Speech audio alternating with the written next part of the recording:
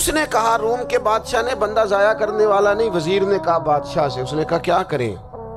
کچھ ایسا کریں کہ یہ معاذ اللہ ہمارے دین میں آ جائے۔ اور قرآن مجید نے واضح کہہ دیا ہے کہ یہودی اور عیسائی تم سے راضی نہیں ہو سکتے حتی تتبع ملتہم، جب تک کہ تم ان کے دین کی پیروی نہ کرو، ان کو کسی طریقے سے معاذ اللہ عیسائی بنایا جائے۔ تو بادشاہ کہنے لگا دو تین چیزیں ہیں جس سے کوئی بندہ بھی خریدا جا سکتا ہے، کر لیتے ہیں بات۔ نبی پاک علیہ السلام کی جو محبت ہے نا، وہ انسان کے لیے زندگی کو آسان کر دیتی ہے۔ حضور سے پیار ہوتا ہے نا تو بندہ نفرت کرنی ویسے ہی چھوڑ دیتا ہے۔ حضور سے پیار کرتا ہے، ہرس ہوس لالچ ویسے ہی نکل جاتا ہے۔ جب حضور سے محبت ہو جاتی ہے، نماز پڑھنا، درگزر کرنا، درود شریف پڑھنا، قرآن پاک پڑھنا، دین کی خدمت کرنا، حتیٰ کہ جان دینا بھی آسان ہو جاتا ہے۔ نبی پاک علیہ السلام کی محبت انسان کو کبھی بھی پریشان نہیں ہونے دیتی، الجھنے نہیں دیتی، تازہ دم رکھتا ہے حضور کا پیار۔ شرط یہ ہے کہ محبت صحیح ہو، اصلی ہو، باطن میں ہو۔ یہ آپ کے ذہن کے اندر کبھی بھی کسی بدبو کو نہیں آنے دے گی، طبیعت کو تازہ دم رکھے گی، سکون میں رہیں گی۔ لیکن نبی پاک علیہ السلام کی محبت کے کچھ تقاضے ہیں، ان تقاضوں کو سمجھنا پڑے گا۔ بالخصوص امت اس وقت جس جگہ پہ کھڑی ہے، آپ دیکھیں کہ اتنی بربریت اور اس جیتے جاگتے دیکھتے ماحول میں کہ جس میں ہر چیز کیمرے کی آنکھ دیکھ رہی ہے، اس میں اس قدر زیادہ اسرائیل کی جارحیت،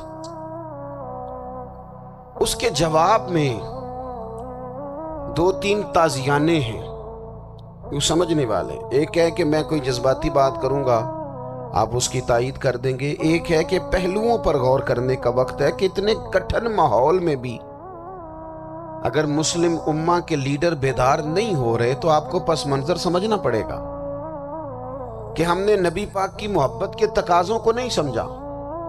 حضور سے محبت ہے نا تو پھر نبی پاک کو تو سادہ طرز زندگی پسند ہے، حضور کو تو پسند نہیں ہے۔ اللہ کے محبوب نے تو دعا مانگ کے فقیری لی اللہ تعالیٰ سے۔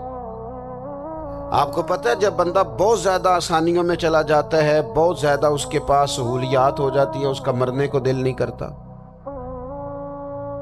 خود نبی پاک علیہ السلام نے فرمایا قیامت کے قریب کافر تم پر جھپٹیں گے جس طرح بھوکے لوگ کھانے پر جھپٹتے ہیں۔ حضور کیوں، ہم تھوڑے ہوں گے؟ فرمایا نہیں، تمہیں دنیا سے محبت ہو جائے گی اور موت تمہیں بری لگے گی۔ اتنے بڑے بڑے بنگلے، عالی شان محلات، کس کا چھوڑ کے مرنے کو جی چاہتا ہے معاذ اللہ۔ نبی پاک کی محبت کا تقاضا سمجھو، ایسا نہیں کہ وہاں دولت آئی نہیں۔ حضور تو فرماتے ہیں کہ اللہ نے خزانوں کی کنجیاں میرے ہاتھ میں رکھ دی ہیں، لیکن میں نے عرض کیا مالک ایک وقت روٹی دینا اور ایک وقت کا فاقہ دینا۔ کنجیاں خزانوں کی اللہ نے دی۔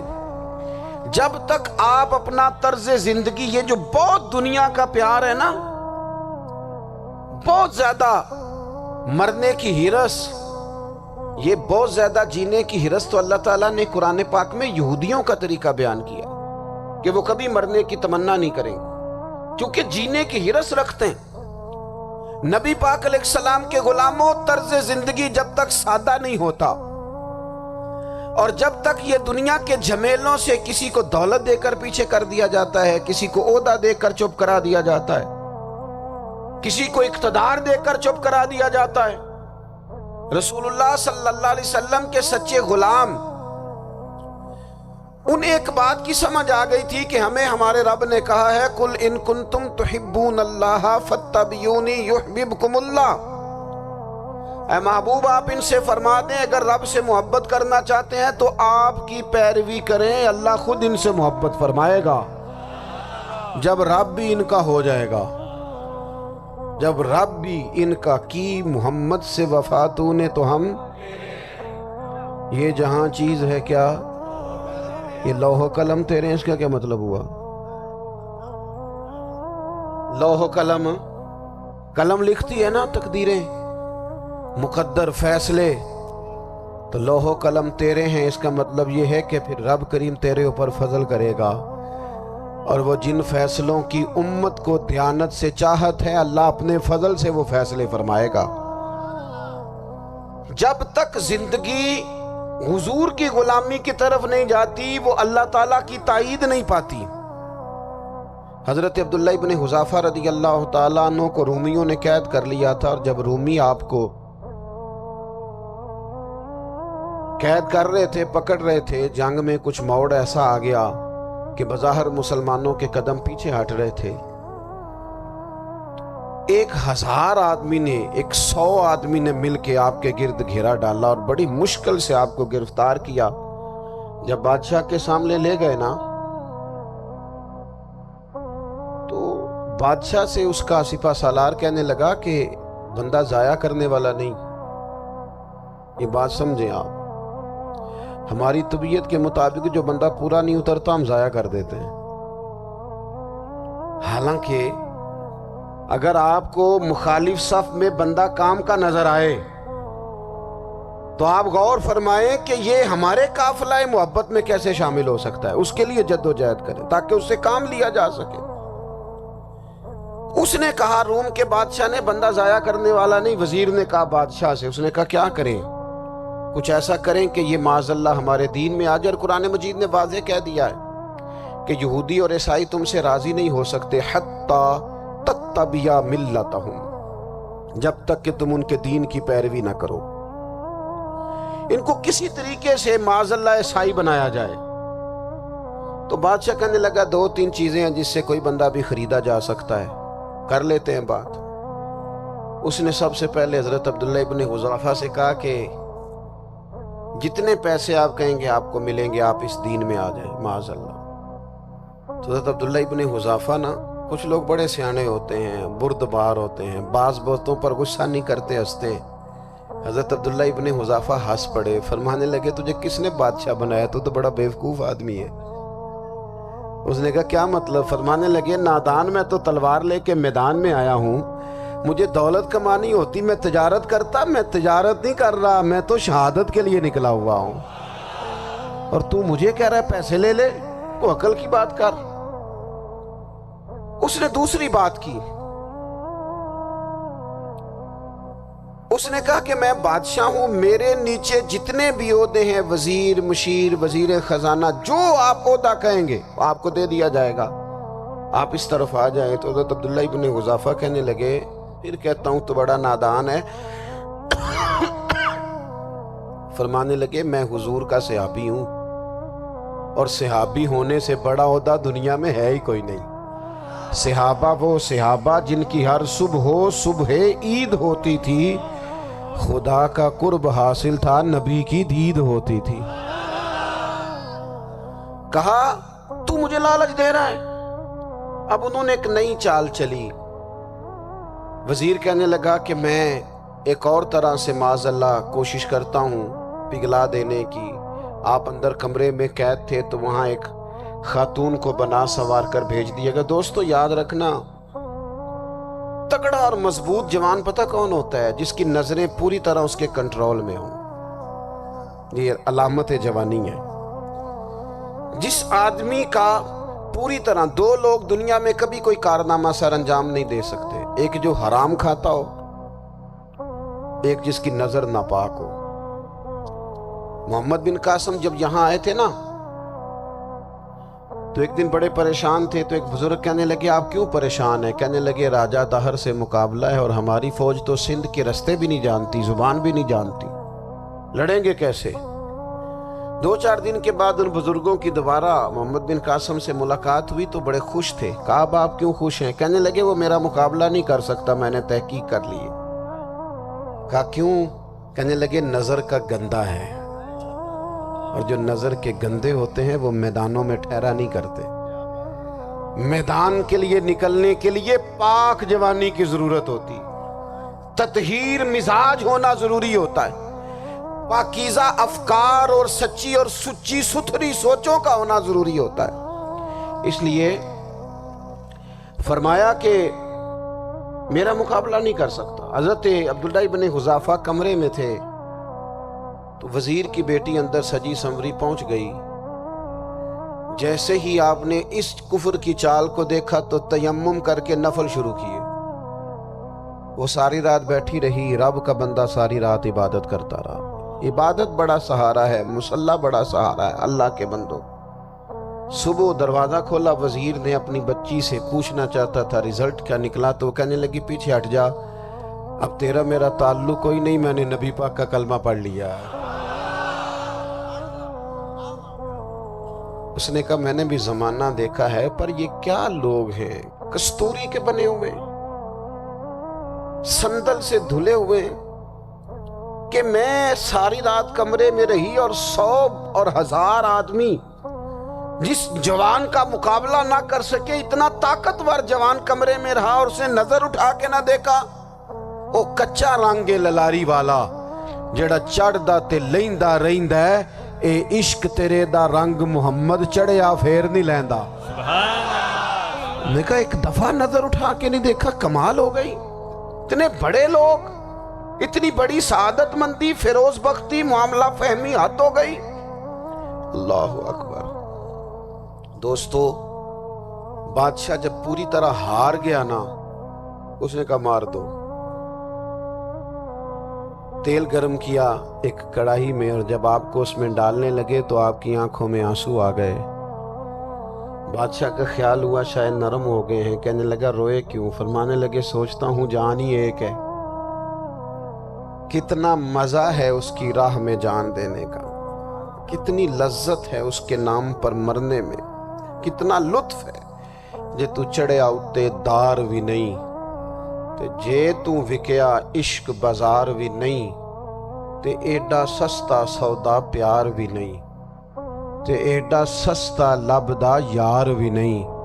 کئی جنگل گانے پیندے نی، کئی دوزخ لنگنے پیندے نی، جے وہ اس ملوں بھی مل جاوے، ایدوں سستا ہور بپار بھی نہیں. تے کچھ سمجھ نہ آوے لوکاں نوں وہ کادے نال شہید کرے، ڈٹھی یار دے ہاتھ تلوار بھی نہیں، پر او دا خالی جاندہ وار بھی نہیں.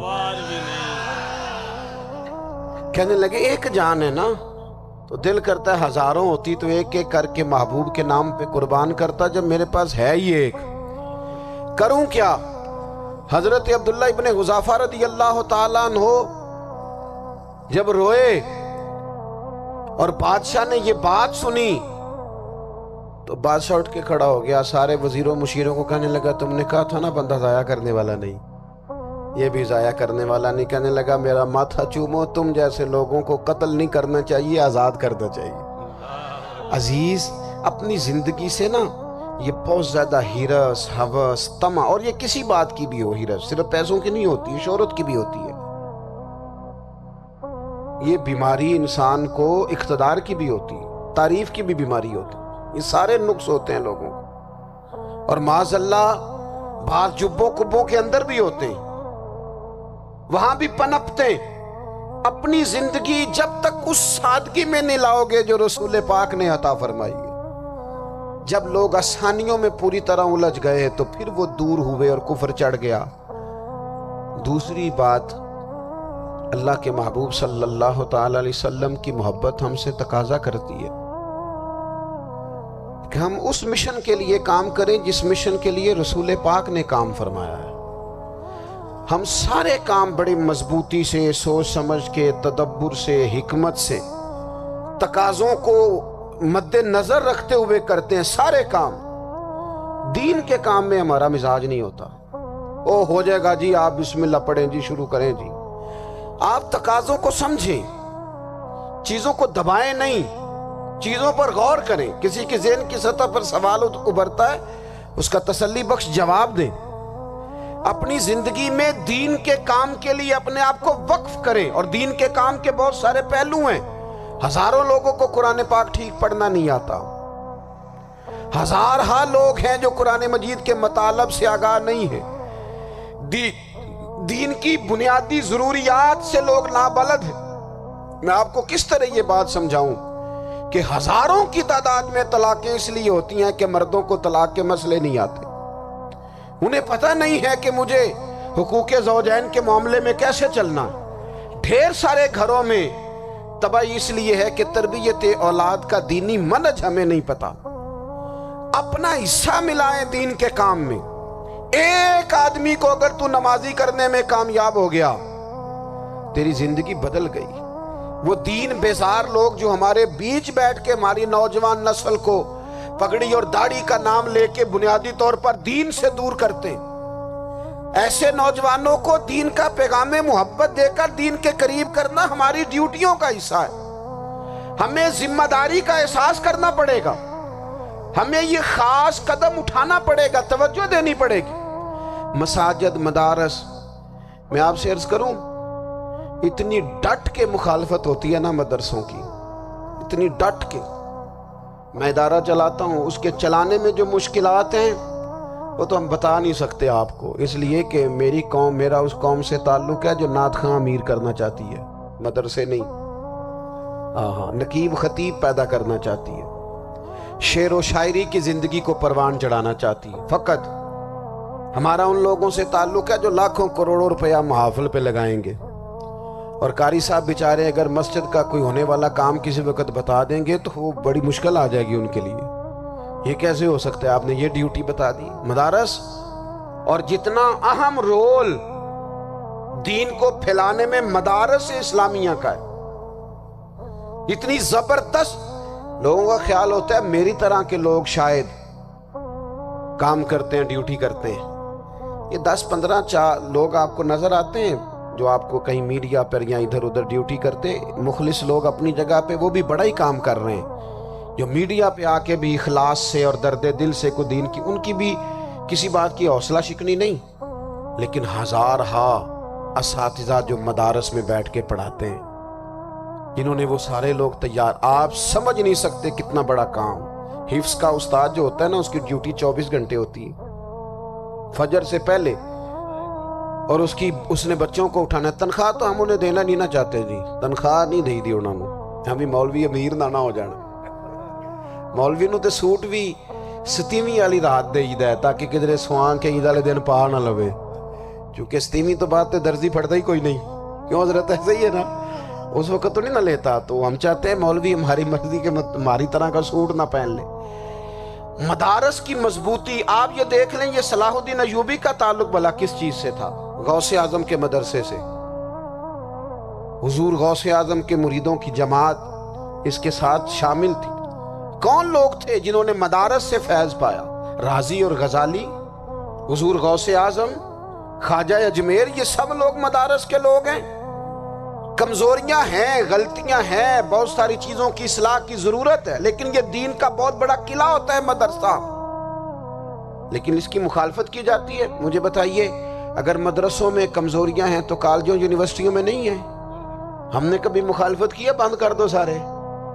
लेकिन लोगों का जब ख्याल आता है, जब हमारे एक साहब वजीर साहब थे सरेरा, किसी दावत में मेरी उनसे मुलाकात हो गई तो उन्होंने कहा मदरसों का किरदार क्या है आज के माहौल में। मैंने उन्हें कहा कि मुख्तलिफ कोर्सेज आप कराते हैं ना, तो उसके लिए फिर मुख्तलिफ वैकेंसीज होती हैं। जहाँ बच्चों को मदरसे का कोर्स कराया जाता है तो उस्ताद बनना होता है, उसने खतीब बनना होता है, मस्जिद की ड्यूटी करनी होती है। मैंने कहा बिल्कुल कोई हुकूमत सरपरस्ती नहीं करती, लेकिन अल्लाह का फजल है। कभी आपने को मस्जिद सुनी है जिसमें जुमे वाले दिन मौलवी ना मिला हो जुमा पढ़ाने के लिए? कभी आपको रमज़ान में ऐसी मस्जिद मिली है जिसमें कुरान मजीद सुनाने के लिए हाफिज ना मिला हो? ये हो सकता है किसी हाफिज को मस्जिद ना मिले। तो मदारस के जिम्मे जो काम था, मदारस ने जम के किया है और डट के किया अल्लाह के फजल से। और मदारस के लोगों को भी कमजोर नहीं पड़ना चाहिए, कभी किसी वजीर, मशीर, मालदार के रोब में नहीं आना चाहिए, कतन नहीं। क्यों?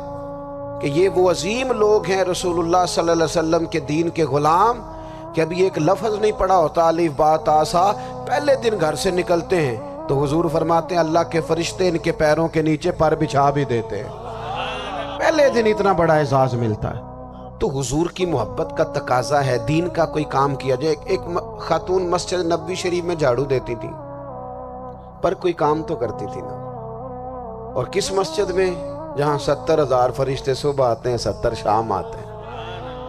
اس مسجد میں وہ خاتون جھاڑو دیتی تھی، بخاری ہے۔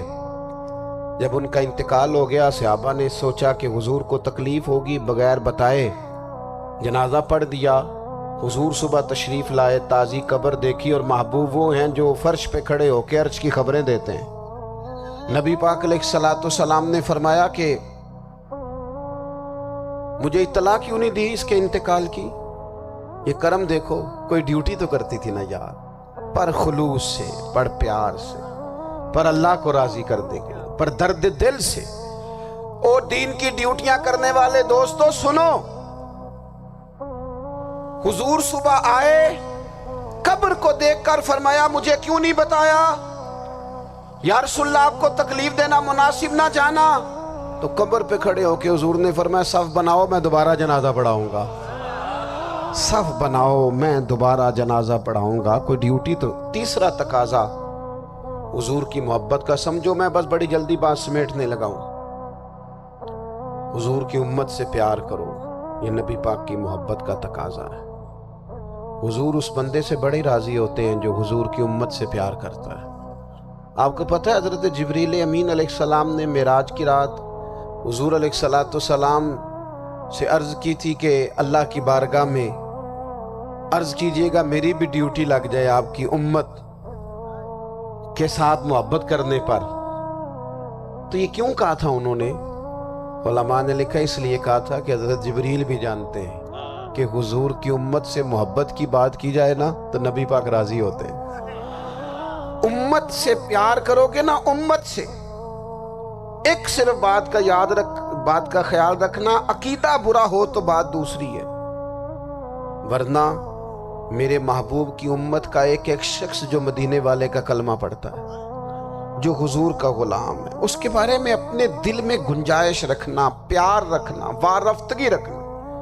او دوستو، یہاں لوگ کس طرح گروہوں کو، جماعتوں کو سپورٹ کرتے ہیں۔ نبی پاک نے اس امت کی کثرت پر فخر بیان کیا، اور حضور فرمانے لگے 120 صفیں جنتیوں کی ہوں گی، قیامت میں 80 صفیں صرف میری امت کی ہوں گی۔ میں کثرت امت پر فخر کروں گا۔ ان لوگوں سے پیار کرنا ہے، ان کے دکھ درد کو سمجھنا ہے۔ پتہ ہے آج کیا ہوتا ہے؟ آج ہمیں نا مختلف چھوٹے چھوٹے ملکوں میں بانٹ دیا گیا، تو ہم کسی دوسرے مسلمان بھائی کا درد نہیں محسوس کرتے، ہم گھروں میں نہیں محسوس کرتے۔ پڑوسی پر ظلم ہو رہا ہو تو ہم کہنے پتر ساڈا نہیں مسئلہ، یہ دا مسئلہ ہے، تینوں کی لگے۔ حالانکہ پڑوسی کی آگ اس لیے بھی کسی وقت بجھا دینی چاہیے کہ پڑوسی کی نہ بجھائی جائے تو اپنا گھر بھی زاد میں آ جاتا۔ آج امت مسلمہ سے ہمیں بس لگا دیا گیا اپنے حصے کی روٹی کماؤ، اپنے حصے کی کوٹھی بناؤ، اپنے حصے کی گاڑی خریدو، اپنے حصے کا کام کرو۔ امت کا درد، امت کی بات، وحدت امت کا تصور، امت کا دوبارہ سے وہ شان ارسل رسولہ بالہدی ودین الحق لیظہرہ علی الدین کلہ، وہ تصور کب ہوگا؟ اس وقت ہوگا جب ہم بات امت کی کریں گے۔ نبی پاک علیہ السلام نے فرمایا مسلمان کی مثال ایک جسم کی طرح ہے، جسم کے ایک حصے کو تکلیف ہو تو سارا آزمائش میں آ جاتا ہے۔ مجھے بتاؤ یہ انگلی درد کرتی ہو، یہ انگلی جسم کا حصہ ہے نا، تو میرا خیال ہے دماغ یہ کہہ دے گا کہ انگلی کی درد ہے نا منو کی لگے، دل کہہ دے گا کوئی نہیں ٹینشن لینے، انگلی کا مسئلہ ہے نا۔ ایسا نہیں ہوتا، بلکہ جب انگلی میں درد ہوتی ہے تو دماغ منصوبہ بندی کرتا ہے کہ اس کا علاج کیسے ہو سکتا ہے، دل پریشان ہوتا ہے، پیر چل کے جاتے، ہاتھ وہ دوائی وصول کرتے، دانت اسے چبا کر، حلق اسے نگل کر، معدہ اسے ذخیرہ کر کے جسم میں پھیلاتا ہے، پھر جا کے انگلی شفا پذیر ہوتی ہے۔ ایک حصے کو درد ہو تو سارا حصہ کام پہ لگ جاتا ہے۔ اسرائیل اگر تکلیف دے رہا ہے فلسطینیوں کو تو ہونا چاہیے تھا نا بعض مسلمان حکمرانوں کو نیند نہ آتی، وہ درد دل محسوس کرتے، ہونا چاہیے تھا نا کہ بعض لوگ یہاں ہم کیا کرتے ہیں بھلا بیٹھ کے، اب تو مجھے بعض چیزوں سے کوفت بھی ہونے لگا، ہم دیتے ہیں بیان، مذمت۔ آپ کے بیان دینے سے کیا ہوگا؟ فلانے نے بھی بیان دے دیا، فلانے نے بھی کلپ دے دیا، یہ کیا کر رہے ہیں؟ یہ تو آپ زندہ رہنا چاہتے ہیں. وہ جس طرح آج کل ہمارے ہاں بہت ساری چونکہ جماعتیں ہیں تو کشمیر ڈے آتا ہے نا تو مل کے ریلی نہیں نکالی جا سکتی, سوال نہیں پیدا ہوتا, کیونکہ ہمیں جماعتوں کو زندہ رکھنا ہے. اس جماعت کی خبر الگ لگنی چاہیے, اس جماعت کی خبر الگ. تو ایسے کوئی انقلاب آئے گا؟ یاد رکھنا امت کو پوری کو ایک طاقتور آواز بننا پڑے گا. ہمیں تھوڑا تھوڑا اوپر اٹھ کے سوچنا پڑے گا. خدا را اللہ تعالیٰ مجھے معاف کرے اگر کوئی بات میں ستی کر رہا ہوں, دل کی گہرائی سے عرض کرتا ہوں اب تو بڑا سخت وقت آ گیا. اب چونکہ اب تو کیمرے کی آنکھ آئی ہے تو وہ زخمی بچے دیکھے نہیں جاتے, وہ تڑپتی مائیں دیکھی نہیں جاتی, وہ سسکتی اور آواز دیتی بیٹیاں سنی نہیں جاتی. وہ آوازیں ایسی ہیں جیسے وہ رات کے سناٹوں میں چیخیں بن کے لوگوں کو جگایا کریں گی. خدا را کچھ جرم ایسے ہوتے ہیں جن کی سزائیں بڑی سخت ہوتی ہیں, جن کی معافی بڑی مشکل سے ہوتی. اپنے اندر جذبہ ایمانی پیدا کریں. اور میرے دوستو بستر پر بھی تو لوگ ماری جایا کرتے ہیں نا. اپنی زندگی رسول اللہ صلی اللہ علیہ وسلم کے دین کے نام کرو. جذبہ جہاد, شوق شہادت اور عشق رسول, یہ عناصر ہیں جو امت مسلمہ کو پیروں پر کھڑا کریں گے. 2 منٹ کے لیے سوچو, امت اگر اسی طرح کٹتی رہی, پریشان رہی, دکھتی رہی اور باری باری کر کے, اقبال نے کیا کہا تھا؟ اس نے کہا تھا وطنوں میں, انہوں نے کہا تھا کہ ان تازہ خداؤں میں بڑا سب سے وطن ہے, جو پیرہن اس کا ہے وہ مذہب کا کفن ہے. تو اقبال ہم کیا کریں؟ کہنے لگے بازو تیرا توحید کی قوت سے قوی ہے, اسلام تیرا دیس ہے, کیونکہ تو مصطفی ہے. تو بحیثیت مسلمان سوچنا شروع کر, بحیثیت مسلمان. اور یوں تو سید بھی ہو, مرزا بھی ہو, افغان بھی ہو, تم سبھی کچھ ہو, بتاؤ کہ مسلمان بھی ہو. تمہارے اندر کہیں سے کوئی مومن بھی بولتا ہے کہ نہیں؟ علاقائی تعصبات اور ملکی سرحدوں میں قید ہو جانے والوں, تم ایک نبی کی امت ہو. کیوں نہیں سمجھتے کہ جب کشمیر کی بیٹی روتی ہے تو مدینے والے محبوب پاک علیہ السلام کی امت کی بیٹی روتی ہے, جب فلسطین کی بیٹی روتی ہے تو امت کی بیٹیاں روتی. خدا را کچھ درد دل اپنی طبیعت میں پیدا کریں. میں حکمرانوں کی بات نہیں کرتا, میں تو عام لوگوں سے ایسے تبصرے سنتا ہوں جو نہیں کرنے چاہیے. وہ نہیں جی نہیں, دوسرا رخ بھی دیکھو. عام آدمی اٹھ کے, عام لوگ بھی یہ خطرناک سوچیں اور ان سے خوفناک نتائج برآمد ہوں گے. تو 3 باتیں میں نے آپ کی خدمت میں عرض کی ہیں. ایک تو کوشش کریں اپنی زندگی کے اندر کہ زندگی کو سادہ کریں. پیسہ ضرور کمائیں لیکن پیسے سے پیار نہ کرو, پیار تو مدینے والے رسول سے کرنا. دولتیں, ہرس, ہوس, طمع, ان سے باہر آؤ. اور دوسری گزارش آپ کی خدمت میں یہ عرض کی ہے, کچھ نہ کچھ دین کا کام, اور اس میں بھی شہرتوں سے بچتے ہوئے, تصویروں سے بچتے ہوئے. میں ہر محفل میں شاید کہتا ہوں میری فوٹو آ رہی ہے اور لائیو آ رہا ہے اور فلاں ہو رہا ہے, لیکن اس محفل کا خوبصورت انسان وہ ہے جو سب سے پیچھے بیٹھا ہے. وہ کسی فوٹو کے لیے نہیں آیا. اور میں ڈھیر سارے لوگ دیکھ رہا ہوں, یہ جو آگے بیٹھ جاتے ہیں بعض اوقات 5, 7, 10 لوگ, یہ بڑی تصویر سازی کرتے ہیں, لیکن جو پیچھے بیٹھے ہوتے ہیں, جو پیچھے بیٹھے ہوتے ہیں ان کی کوئی فوٹو نہیں آتی. اور میں نے بہت سارے لوگوں کو دیکھا ہے کبھی موبائل کو ہاتھ بھی نہیں لگاتے, لیکن جن کے لیے آئے ہیں انہیں تو پتہ ہے نا کون کون آیا ہے.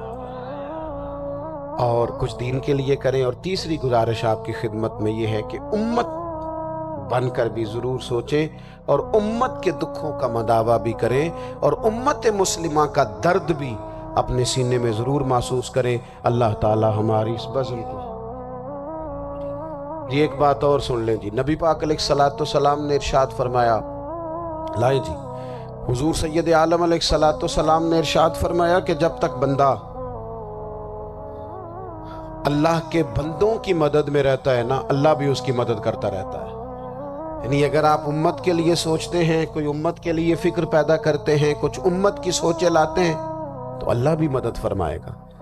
اور یہ بات اچھی طرح یاد رکھیں, جب بھی بندہ کوئی ایسا کام کرتا ہے نا جو خالص اللہ کی رضا کے لیے ہو تو رب کی مدد ضرور آتی ہے۔ وَلَقَدْ نَصَرَكُمُ اللَّهُ بِبَدْرٍ وَأَنْتُمْ أَذِلَّةٌ، تو یہ کام کریں گے تو اللہ کی مدد بھی آئے گی، اللہ توفیق عطا فرمائے۔ وَمَا عَلَيْنَا إِلَّا الْبَلَاغُ۔ تو حضور نے فرمایا اگر اپنے بچوں کے لیے رزق حلال کمانے نکلا ہے پھر بھی اللہ کے راستے میں ہی ہے، اور اگر اس لیے نکلا ہوا ہے کہ کسی کے سامنے ہاتھ نہ پھیلانا پڑے تو پھر بھی یہ اللہ کے راستے میں ہی ہے۔ اور فرمایا اگر اس لیے نکلا ہے کہ اپنے بہن بھائی بال بچے ماں باپ دوست احباب کے ساتھ خیر کرے گا تو پھر بھی اللہ کے راستے میں، یعنی بظاہر وہ کام جنہیں لوگ دنیا کا کام سمجھتے ہیں اگر اس میں بھی رضا الہی شامل کر لی جائے تو وہ کام دین بن جاتا ہے، اور اگر جس کام کو لوگ دینی کام سمجھ کے کریں لیکن اس میں تصنع آ جائے، بناوٹ آ جائے، لوگوں کو ذرا پتہ چل جائے، ذرا میری بھی فوٹو آ جائے، ذرا میرا بھی نام ہو جائے، تو آپ نے دینی کام نہیں کیا یا آپ نے دنیا داری کی۔ تو اپنی زندگی میں اخلاص، میں اکثر دوستوں سے کہتا ہوں کہ میاں بیوی بھوک میں بھی گزارا کر لیتے ہیں، تھوڑی وسائل میں بھی زندگی گزر جاتی ہے، شرط یہ کہ ایک دوسرے کے ساتھ مخلص ہوں۔ لیکن اگر خاتون کو پتہ چلے کہ میرے ساتھ مخلص نہیں ہے اور خامد کو پتہ چلے کہ میرے ساتھ مخلص نہیں ہے تو وہ گھر نہیں چلتا۔ تو اگر اخلاص نہ ہو تو ایک گھر نہیں چلتا تو پورا دین کیسے چلے گا؟ اپنی زندگی میں اپنے مزاجوں میں اخلاص، بہت ساری ہماری پریشانیوں کا سبب ہمارا دکھاوا ہے، اور میں نے دیکھا ہے یہ جو دکھاوا کرنے والے ہیں بیچارے یہ بڑے ڈسٹرب لوگ ہیں، ذہنی طور پر شدید پریشان لوگ ہیں، دکھاوا کرنے والے بیچارے بڑی تکلیف میں ہیں کہ دیکھو یار میری فوٹو نہیں آئی، خود بتاتے ہیں اللہ کا شکر ہے جی میں فلانا کام بھی نیکی کا کرتا ہوں، بڑا کرم ہے جی فلاں خیر بھی آپ کو یہ کیوں بتانا پڑا، اتنی پریشانی کیوں لگ گئی آپ کو؟ اگر آپ کرتے ہیں تو اللہ تعالیٰ اس کا اجر آپ کو عطا کرے گا، خود بخود آپ کو کیوں ایسا کرنا پڑا؟ اخلاص والی زندگی گزاریں، اپنے لہجوں میں اپنے لفظوں میں حسن اور صفائی لائیں۔ دیکھیں نبی پاک صلی اللہ تعالیٰ علیہ وسلم نے فرمایا قیامت کے دن کچھ لوگ بڑی نیکیاں لے کے رب کی بارگاہ میں حاضر ہوں گے، ان کے پاس بڑی نیکیاں ہوں گی، لیکن اللہ فرمائے گا تم نے نیکیاں تو کی تھیں پر کی تھی لوگوں کو دکھانے کے لیے، اب اس طرح کرو جن کو دکھانے کے لیے نیکی کی تھی انہی سے جا کے اجر مانگو، میرے لیے کی نہیں، لہذا ان سے اجر مانگو جن کے لیے تم نے نیکی۔ بڑا سخت معاملہ ہے اور بڑا اذیت ناک مسئلہ ہے دکھاوے کا، یعنی کوئی بھی آپ کام کریں، آپ کسی کے شاگرد ہوں تو مخلص ہوں، کسی جگہ ارادت مند ہوں تو مخلص ہوں، کسی جگہ استاد ہوں تو مخلص ہوں، کسی جگہ آپ کی ذمہ داری تعلیم و تربیت کی ہو تو مخلص ہوں۔ اگر اخلاص نہیں ہوگا تو پھر ریاکاری کا سادہ ترجمہ اداکاری ہوتا ہے، پھر اداکاری بندہ کتنی کو کرے گا، تھک جائے گا۔ آپ مخلص ہو کر اپنا کام بھی صحیح کر کے کریں اللہ کی رضا کے لیے۔ یہ رشتہ داروں میں زیادہ لڑائیاں کیوں ہوتی ہیں؟ سارا چکر پروٹوکول کا ہے، مجھے آگے نہیں کیا، میرا نام نہیں لیا۔ اگر اخلاص ہو جائے نا یار میں نے اللہ کی رضا کے لیے صلہ رحمی کرنی، تو پھر تو میرے نبی پاک نے فرمایا جو تم سے توڑے اسے جوڑو، جو تمہیں محروم کرے اسے عطا کرو، پھر تو انداز اور ہو جاتا۔ اخلاص جو ہوتا ہے وہ اصل ہوتا ہے، اخلاص جو ہوتا ہے وہ حسن ہوتا ہے، اور نبی پاک علیہ السلام نے فرمایا مخلص ہو جاؤ، خالص ہو جاؤ اللہ کی رضا کے لیے، تمہارا تھوڑا عمل بھی تمہیں کفایت کر جائے گا، تھوڑا عمل بھی تمہارے لیے زیادہ ہو جائے گا۔ مخلص ہو جاؤ، تھوڑا عمل بھی فائدہ دے گا، لیکن اگر اخلاص نہیں تو پھر تو انسانی زندگی انتہائی کٹھن ہو جاتی ہے، وقت گزارنا مشکل ہو جاتا ہے۔ مخلص ہے نا جو بندہ تو وہ سادہ بھی ہے، جو مخلص ہے وہ چھپا ہوا بھی ہے، اور حضور نے فرمایا اسے مبارک ہو جسے تھوڑے لوگ جانتے ہیں، وہ بندہ ویسے ہی انفرادی ہو جاتا ہے۔ اخلاص اپنی زندگی میں، اپنے معاملات میں، اپنی روٹین میں، اس کو میں نے ایسے لوگوں کو دیکھا جو ٹیچر ہیں کسی ادارے میں، خود پتہ چل جاتا ہے انہیں کہ یار یہ بچہ کمزور ہے، غریب ہے، اس کے ماں باپ زیادہ اخراجات قبول نہیں کر سکتے، اٹھا نہیں سکتے، تو میں نے دیکھا ہے کہ وہ استاد سب اپنی جیب سے اس کا خرچہ دے رہے ہوتے ہیں، یہ اخلاص ہے. اگر مخلص ہو جائیں، منتظمین، معاونین، تو بہت سارے بچے جو تعلیم سے رہ جاتے ہیں وہ نہ رہیں، وہ پڑھ جائیں. ہم اگر مخلص ہو جائیں، اخلاص ہو جائے، تو ہم بہت سارے لوگ ایسے ہوتے ہیں جن کو ساتھ لے کے چل سکتے ہیں، ان کے کاروبار سیٹ کرنے میں مددگار ثابت ہو سکتے ہیں. لیکن ہمارا تو خیال ہوتا ہے کہ کہیں ایسا نہ ہو کہ وہ بھی سیٹ ہو جائے تو میرے برابر نہ آ جائے. مخلص اگر ہو جائیں تو زندگی میں بڑے سارے لوگوں کا ہاتھ تھامیں گے، بڑے سارے لوگ ہوں گے جن کو لے کے چلیں گے. شرط اللہ کی رضا ہے، اللہ کی رضا شرط ہے. اگر اللہ تعالیٰ کی رضا، وہ حضرت سعد بن ابی وقاص رضی اللہ تعالیٰ عنہ کہتے ہیں جب ہم قادسیہ کے علاقوں میں جنگ لڑ رہے تھے نا،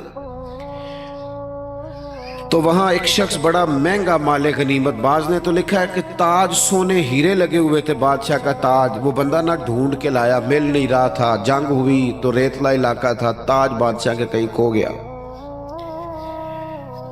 تو ایک آدمی سادہ سا فوجی وہ تاج لے کے شام کو سپہ سالار کے خیمے میں داخل ہوا. تو ان سے جب پوچھا گیا، وہ تاج انہوں نے پیش کیا، چہرے پہ کپڑا ڈالا ہوا تھا. تو ان سے پوچھا گیا کہ آپ بڑے امیر آدمی ہیں جو آپ نے بڑی دیانتداری سے یہ تاج واپس کر دیا. کہنے لگے نہیں، گزر بسر مشکل سے ہے. تو کہا پھر آپ نے اتنا مہنگا تاج ہاتھ آیا تھا واپس کیسے کر دیا؟ کہنے لگے میں نے اپنے رب کو راضی کرنا ہے. دیانتداری اللہ کی رضا کے لیے دکھائی. اب وہ واپس جانے لگے تو ان کو آواز دے کے پوچھا گیا نام ہی بتاتے جائیں، قبیلہ ہی بتاتے جائیں. یہاں تو آپ کو پتہ تصویریں بھی لگتی ہیں، اخبار بھی آتے ہیں، فیس بک بھی چلتی ہے، فلانے کو بھی پتہ چل جاتا ہے، بورڈ بھی لگتے ہیں، پھٹیاں بھی، یہاں تک کہ لوگ مسجد کی ٹائلوں پہ بھی نام لکھوا لیتے ہیں برائے صالح ثواب. وہ فرشتوں کو پتہ ہے کس کے لیے کیا ہے، پتہ ہے جس نے اجر دینے اسے. آپ کس حساب سے نام لکھوا رہے ہیں؟ پتہ ہے اللہ کو جس نے اجر دینا ہے اسے وہ جانتا ہے. تو ان کو آواز دے کے کہا گیا نام ہی بتا دیں. تو وہ صحابی کہنے لگے جس رب اور رسول کے لیے میں نے یہ کام کیا وہ میرا نام بھی جانتے ہیں، باپ کا نام بھی جانتے ہیں، قبیلہ بھی جانتے ہیں. اپنی زندگی اگر تھوڑی سی ان چیزوں سے باہر آ جائے گی تو تکلفات سے باہر آئے گی، زندگی سادہ ہو جائے گی. لوگ اذیت سے، یہاں تو جناب محفلوں میں لوگ پھول دینے لگتے ہیں، کہتے ٹھہر جاؤ ٹھہر جاؤ ٹھہر جاؤ. بھئی آپ گلدستہ دینے لگے دے دو، ٹھہرو ٹھہرو ٹھہرو، کیا ہو گیا؟ کہنے ذرا کیمرے سے دیو لیندے ہو. بھئی پھول پیش کرنے ہیں تو وہ بھی کیمرہ سیدھا کر لو، اس کے بعد پیش کرنے. اور کیمروں کی دنیا اور کیمرے کی آنکھ، اسی میں زندہ رہنا ہے کیا؟ زندگی تو باہر ہے، زندگی تو وہ ہے جو حقیقت میں ہے. اخلاص اپنی زندگی میں پیدا کریں، اپنے بہن بھائیوں کے ساتھ، اپنے گھر میں، اپنے دوست احباب کے ساتھ، اپنے دین کے ساتھ، اپنے ملک کے ساتھ، اپنی ملت کے ساتھ اخلاص پیدا کریں. مزاج خلوص والا ہو، للہیت والا ہو. ہم مسلمان ہیں، ہمیں یہ والا سبق نہیں پڑھایا گیا کہ دنیا میں کھا لو پی لو موج کر لو یہی ہے سارا کچھ. ہمیں تو کہا گیا ہے کہ تم یہاں کوئی خیر کرنے آئے ہو، اخلاص کے ساتھ رب کو راضی کرو، واپس لوٹنا ہے، اس کی بارگاہ کی طرف واپس جانا ہے، جزا سزا کا فیصلہ ہوگا. لہذا یہاں کوئی خیر کا کام کرنے آئے ہیں، یہاں طے شدہ بات ہے کہ کوئی پکا رہنے کے لیے نہیں آیا، سب نے لوٹنا. تو اپنے لوٹنے کی تیاری کرے، اس کے لیے شرط اخلاص ہے، اس کے لیے شرط مخلص ہونا ہے. بڑے سارے غریب لوگ ایسے ہیں جنہوں نے اب اپنے دکھ نہیں وہ بتاتے، انہوں نے چھوڑ دیے. بڑے سارے سفید پوش ایسے ہیں جو تکلیف میں آتے ہیں کسی سے بات نہیں کرتے. کیوں؟ انٹرویو بڑا لمبا دینا پڑتا ہے، کاغذات ہی بڑے دکھانے پڑتے ہیں، پوچھ ہی بہت گہری ہوتی ہے، تفصیلات ہی بڑی دینی پڑتی ہیں. حالانکہ رب نے جب ہمیں دیا تھا تو اتنی تفصیلات نہیں جانی تھی، پوچھی تھی، حکم نہیں دیا تھا. وہ تو خیر جانتا ہے سارا کچھ، لیکن اس نے اتنے سوال جواب جو جس ذریعے سے ہمیں دیے وہ ذریعہ اتنے سوال و جوابوں والا نہیں تھا. ہم جب لیتے ہیں تو پھر ماحول اور ہوتا ہے، اور جب دینا پڑتا ہے تو حالانکہ وہ کہتا ہے وَمِمَّا رَزَقْنَاهُمْ يُنْفِقُونَ، اس میں سے خرچ کر جو میں نے تجھے دیا ہے، دیا ہی میں نے، اب اس میں سے دے. تو ہمارے ہاں جناب بڑی لمبی، اب تو لوگ بتاتے نہیں، کہتے ہیں چپ کرو، عزت نفس کا مسئلہ ہے. اگر بات کریں گے تو بات کھل جائے گی، بات آگے نکل جائے گی، لیکن جو دینے والے تھے، جو عطا کر، حضرت عبداللہ ابن عمر رضی اللہ تعالیٰ عنہ، ان کا نا ایک غلام زیادہ عبادت کرنے لگ گیا، اللہ اللہ زیادہ کرتا تھا، نفل زیادہ پڑھتا، ذکر اذکار زیادہ کرتا، عبادت زیادہ کرتا، تلاوت زیادہ کرتا، درود پاک زیادہ پڑھتا، تو جناب عبداللہ ابن عمر نے اسے آزاد کر دیا۔ فرمایا اللہ کی حضور حاضر ہونا چاہتا ہے، ہم کیوں اسے پابند کریں، اسے آزاد کرتے، اسے آزاد کر دیا۔ ایک اور غلام نے سوچا کہ یار یہ تو بڑی بات ہے، اس نے بھی اللہ اللہ شروع کر دیا، حضرت عبداللہ ابن عمر نے اسے بھی آزاد کر دیا۔ اب وہ غلاموں نے کام پکڑ لیا، نفل پڑھتے، آپ اسے آزاد کر دیتے۔ ایک دن آپ کے بیٹے کہنے لگے بابا جان یہ آپ کو دھوکہ دیتے ہیں، بعد میں پتہ نہیں پانچوں بھی پڑھتے ہیں کہ نہیں، آپ کے سامنے یہ نفل پڑھتے ہیں، بڑے سجدے کرتے ہیں، آپ آزاد کر دیتے ہیں، آزادی کے بعد پتہ نہیں کیا کرتے ہوں گے، دھوکہ دیتے ہیں۔ تو حضرت عبداللہ ابن عمر نے بڑی ہی اعلیٰ بات کر دی، رب کے بندوں کی یہی شان ہوتی ہے۔ فرمانے لگے یہ مجھے رب کے نام پہ دھوکہ دیتے ہیں، میں تیار ہوں دھوکہ کھانے کے لیے، اس نام پر میں دھوکہ کھانے کو، یہاں لوگ بڑے بڑے ناموں پہ دھوکے نہیں کھاتے، تیرا پلاٹ مہنگا بیچ دوں گا، لوگ دھوکہ کھا نہیں جاتے، تو جمع کرا تیرے 100 کے 250 ہو جائیں گے، کھاتے نہیں، دولت کے نام پہ تو دھوکے کھاتے ہیں نا، لوگ اقتدار کے نام پر بھی تو دھوکے کھاتے ہیں نا۔ تو کہا اگر اللہ کا نام لے کر یہ مجھے دھوکہ دینا چاہتے ہیں تو میں دھوکہ کھانے کو تیار ہوں۔ اخلاص پیدا کریں زندگی کے اندر، للہیت پیدا، آپ اتنے سارے لوگ آئے ہیں،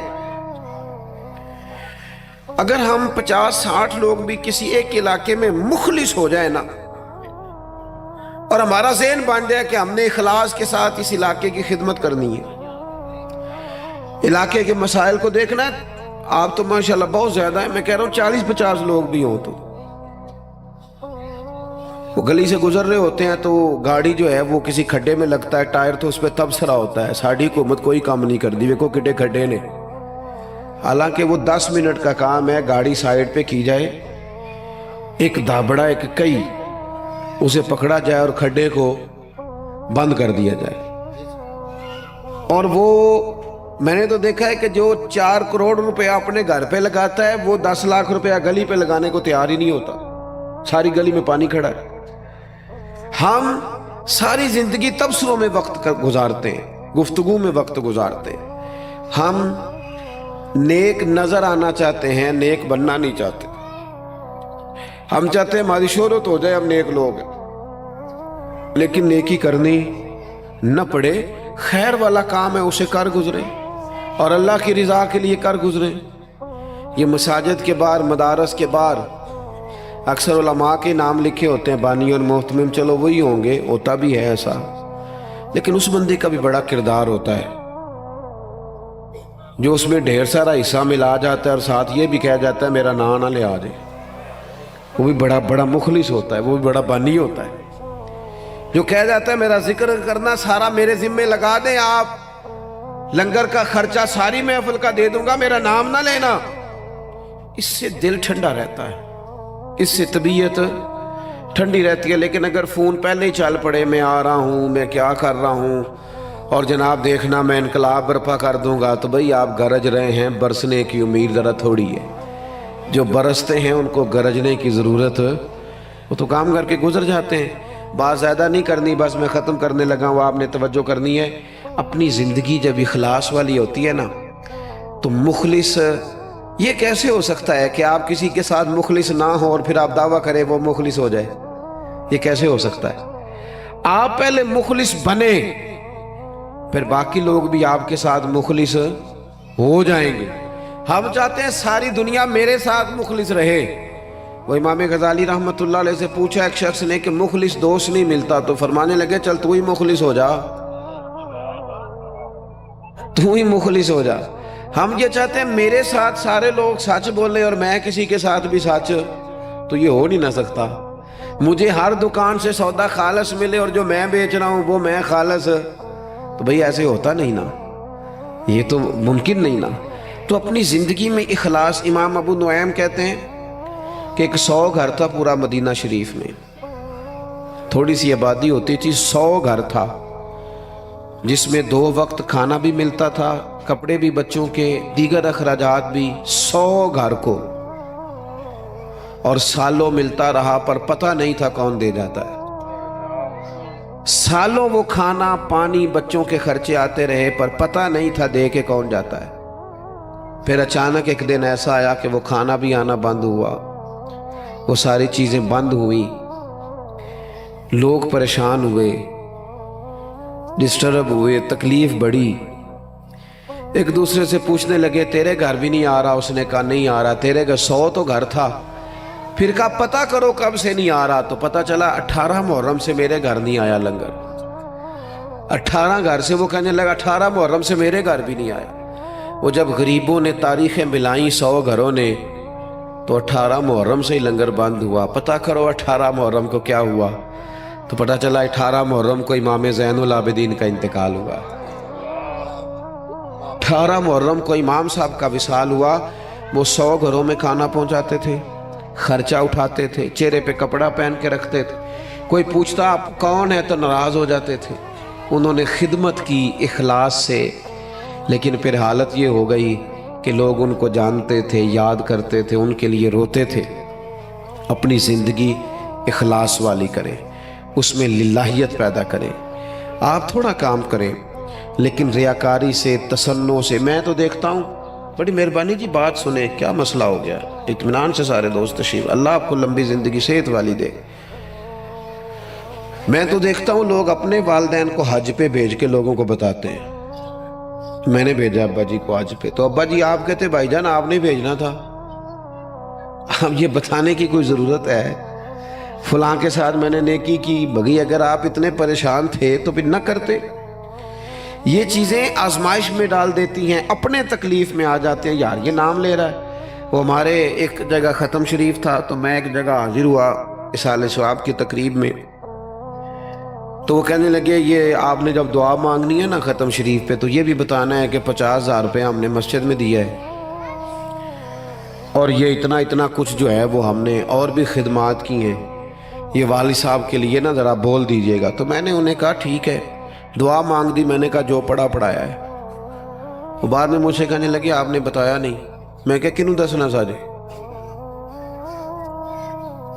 کہنے لگے وہ ذرا، میں نے کہا خدا کے بندے ابا جی کیا دے گئے آپ کو زندگی پوری میں؟ کہنے لگے بڑا کچھ۔ تو میں نے کہا انہوں نے بھی مسجد اعلان کرایا تھا کہ میں بچوں کو زمین دے کے جا رہا ہوں، گھر دے کے جا رہا ہوں، دکان اعلان کرایا تھا؟ کہنے لگے نہیں۔ تو میں نے کہا تو 50,000 دے کے اعلان کراتا پھرتا ہے، کیا مطلب چکر میں پڑ گئے؟ اس سے تو کوفت پیدا ہوتی ہے۔ اپنی زندگی اخلاص والی کرنی ہے، اس میں للہیت پیدا کرنی ہے، اور کوشش کریں کہ عمل ضرور کوئی نہ کوئی کریں۔ 3 باتیں میں نے آپ سے کرنی ہیں آخر میں، اور ان پر آپ نے عمل کرنا ہے، کریں گے انشاءاللہ تعالی۔ ایک تو کچھ نفل نماز گھر میں پڑھا کریں، یہ ضروری ہے گھر کے ماحول کو درست رکھنے کے لیے۔ 10 نفل، 8 نفل، 6 نفل، کچھ نہ کچھ نفل نماز گھر میں ضرور ادا کریں، اس سے گھر میں برکت بھی ہوگی۔ اور حضور نے فرمایا اپنے گھر کو قبرستان نہ بناؤ، کچھ نماز گھر میں بھی پڑھا کرو۔ دوسرا، کچھ قرآن مجید کی تلاوت گھر میں ضرور کرنی ہے، یہ اپنا ذوق بنائیں۔ بچوں کو بار بار کہنے سے نہ کہ قرآن پڑھو تو وہ کوئی نہیں پڑھتے، آپ کھول لیں انشاءاللہ وہ بھی پڑھیں گے، آپ پڑھیں وہ بھی پڑھیں گے۔ اور تیسری بات یہ کہ گھر میں نا میرے نبی پاک علیہ السلام کا ذکر ضرور کریں، روز حضور کی سیرت کی کوئی بات سنا دیں، کوئی حدیث پاک سنا دیں۔ کچھ نہ ہو سکے تو بچوں سے کہیں پتر کو نعت شریف تو سنا تھوڑی سی، اپنے بچوں سے۔ اپنے گھر میں ذکر رسول کا مزاج بنائیں، اپنی طبیعت میں حضور کے تذکروں کو پیدا کریں ماحول میں۔ نتیجہ کیا ہوگا؟ اس کا نتیجہ یہ ہوگا کہ ہمارے گھروں میں راحت آئے گی، گھروں میں سکون ہوگا، گھر کے اندر للہیت پیدا ہوگی، گھر کے ماحول میں آپ دیکھیں گے کہ ایک الگ سے خوبصورتی پیدا ہو گئی ہے۔ اپنی زندگی میں بہت سارا اخلاص پیدا کریں، بہت ساری للہیت، کوئی بھی خیر کا کام کریں تو تسنع سے، بناوٹ سے، ریاکاری سے اپنے آپ کو بچائیں۔ میرے رسول پاک صلی اللہ علیہ وسلم نے لوگوں کو خالص کر دیا، اتنا خالص کر دیا، اتنا خالص کر دیا کہ مکے سے جب ہجرت کر کے لوگ مدینے آئے تو مدینے والوں نے آدھی جائیدادیں بانٹ کے دے دی۔ सगे भाई को नहीं दी जा सकती। लोग लड़ाइयाँ करते हैं, कार्नर वाली जगह मेरी तो फलानी मेरी। उन्होंने क्यों दे दी? वो मुखलिस बड़े थे, उनमें लिल्लाही, और उन्हें दे के तकलीफ कोई नहीं हुई, उन्हें दे के राहत हुई, उन्हें सुकून मिला, उनके दिल ठंडे हुए। क्यों? कि वो मुखलिस थे। अल्लाह की बारगाह में दुआ करता हूँ, कुछ दिनों से तबीयत ठीक नहीं है, ख्याल था कि वादे किए हुए हैं तो ये सारे पूरे कर दिए जाएं, इसलिए कुछ बात आपसे हो गई। अल्लाह ताला आपको बहुत सा सिला अता करे और बंदोबस्त करने वालों, कोशिश करने वालों को अल्लाह बेहतर जज़ा अता करे। वमा अलैना इल्लल बलागुल मुबीन। महफिल तो जारी रहेगी ना जी? नहीं, महफिल जारी है ना जी? बस ठीक है, आप नाज़ शरीफ पढ़।